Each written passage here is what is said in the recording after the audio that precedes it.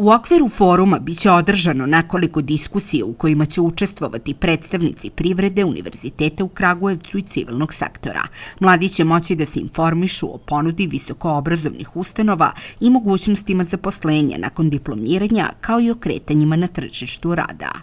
Grad Kragujevac provodi niz aktivnosti koji direktno pomažu mladima da lakše pronađu svoje zapošljenje, to jest unapređuje sistem podrške zapošljivosti mladih ljudi. Jedna od aktivnosti koje trenutno sprovodimo, to je u partnerstvu sa Univerzitetom u Kragujevcu i Regionalnom privrednom komorom za Šumadiju i Pomoravlje pod nazivom same aktivnosti zapošljavanje mladih i potrebe privrede. Da bi se mladi brže zaposlili, neophodna im je savetodavna podrška. Održavanje foruma je planirano za početak oktobra, ali će konačan termin zavisiti od epidemiološke situacije.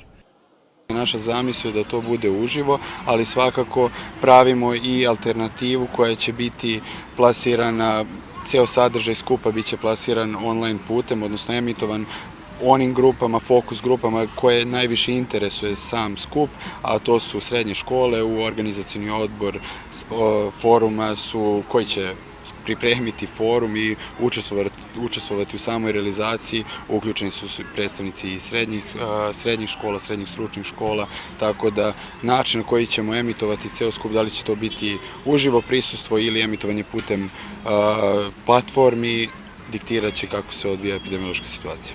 Partneri grada su Univerzitet u Kragujevcu i Regionalna privredna komora Šumadije i Pomoravlja. Ideja je da se na kraju napravi zajednički dokument koji će sadržati zaključke sa foruma.